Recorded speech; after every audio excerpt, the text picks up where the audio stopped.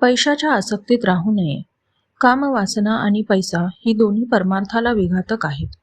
पण मला जर कोणी विचारले की त्यातल्या त्यात जास्त घातक कोणते ते सांगा, तर मी सांगेन की पैसा हा त्यातल्या त्यात परमार्थाला जास्त हानिकारक आहे.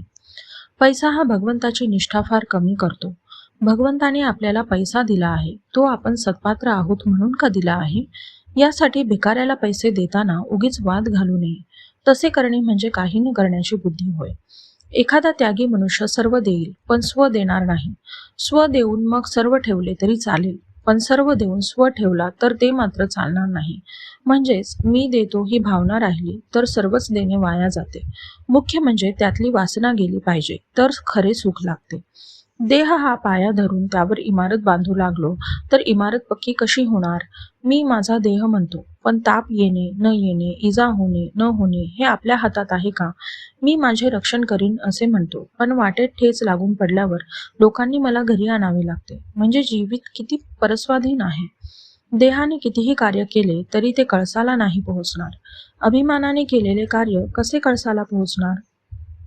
एक भगवत इच्छेने कार्य केले तरच ते शेवटाला जाते. समर्थांनी देहबुद्धी नष्ट करून रामाचे अधिष्ठान ठेवून कार्य केले, म्हणून त्यांना एवढे कार्य करता आले. जो भगवंताचा झाला त्याचेच कार्य पूर्ण झाले आणि त्यालाच खरे समाधान मिळाले. राजाच्या पोटी आलेले देखील भिकारी होऊन जातात. मग मी संपत्तीचा गर्व कुठे करावा? पैशाने प्रेमात बिघाड येतो आणि अगदी जवळचे नातेवाईक सुद्धा दूर होतात. मी खरे सांगतो, पैशाच्या आसक्तीत तुम्ही राहू नका. ही आसक्ती नाहीशी करण्याचा सोपा उपाय म्हणजे संत समागम हाच होय. आज खरे संतच कुठे आहेत असे आपण म्हणतो, पण आम्हाला संत भेटावा ही तळमळच खरी लागलेली नसते. संतात संतपणा दिसत नाही, याचे कारण आमच्यात तळमळ नाही. सत्ययुगात जो राम होता तोच आजही आहे, पण माझा भावच कमी झाला, त्याला काय करावे? संतांना आपण खोटेपणा देतो, पण माझा भाव शुद्ध नाही हे जाणत नाही. विषयात सुख आपल्या इच्छेप्रमाणे मिळत नाही, म्हणून आपण संताकडे जातो. पण संताला अर्पण करून घेण्याकरिता किती जण संताकडे जातात?